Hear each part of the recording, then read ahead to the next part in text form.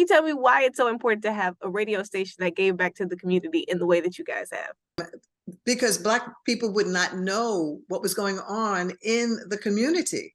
I mean, there are loads of radio stations that gear to other people, but in the urban area, we need us so that we can support us and so that we'll know what's going on. When you think about Hal Jackson, what stands out to you? What do you want more people to know about him? Wow. Okay.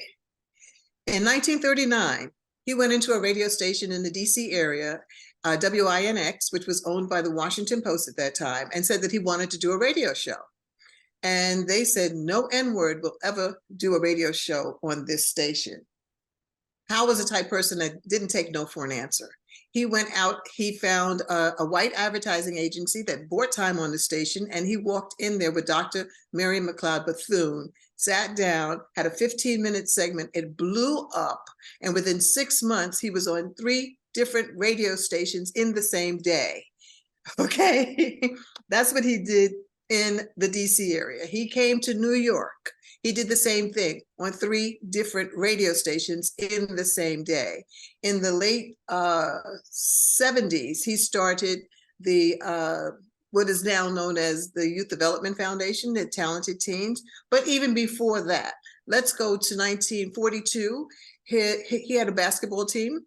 That basketball team won the World's Championship. So that was like the championships that we have now, but it was called the World Basketball something or other. And because his team won, and it was an all-Black team, the President of the United States, President Roosevelt, invited him to the White House. So he went to the White House. He's been honored by 6 different presidents of the United States, starting with Roosevelt, ending with Bill Clinton.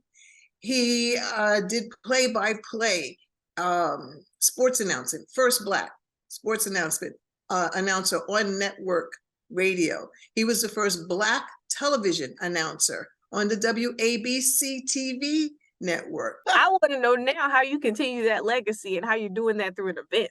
The Youth Development Foundation is holding an event on November the 9th at Bergen PAC in New Jersey. On that show will be Howard Hewitt, the Ladies of the Sky, Jeff Redd, and the Bells 2.0. And it's full circle for me with this show, because the first time that I was involved with Talented Teens, we had Shalimar on the show, and that was in New York at the Waldorf Astoria. That's Howard Hewitt. The last competition that we had was in Bermuda, and we had the Ladies of Sky. So it's like, I don't know how I came up with those 2 acts, but I think that was Hal telling me, oh, you got to have them in there, yeah. But it's going to be on November the 9th at Bergen PAC. Tickets are just $45 to $85. There's going to be a VIP reception prior. Those tickets are $125. There'll be a meet and greet, little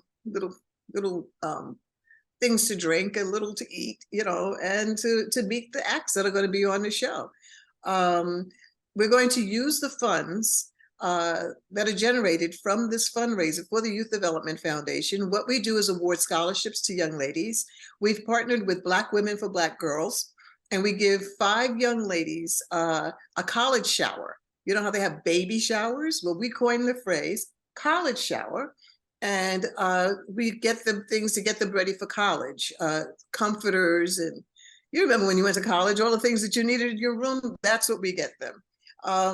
And then after they finish their first semester in college, they send their transcript to us. And as long as they maintain a 3.0 or better, we send them $1,000. And it goes directly to the school. And there's usually there's a minimum of 5 young ladies that receive a scholarship from us. The funds are getting low. We need to have a fundraiser. And that's what's happening on November the 9th.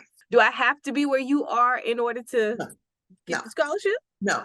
You can go to the youthdevelopment.org and go look for scholarship, tap on that, and fill out the application. And then we are going to start looking again, I believe, in March for next year's. So you have to be a senior in high school with a good average and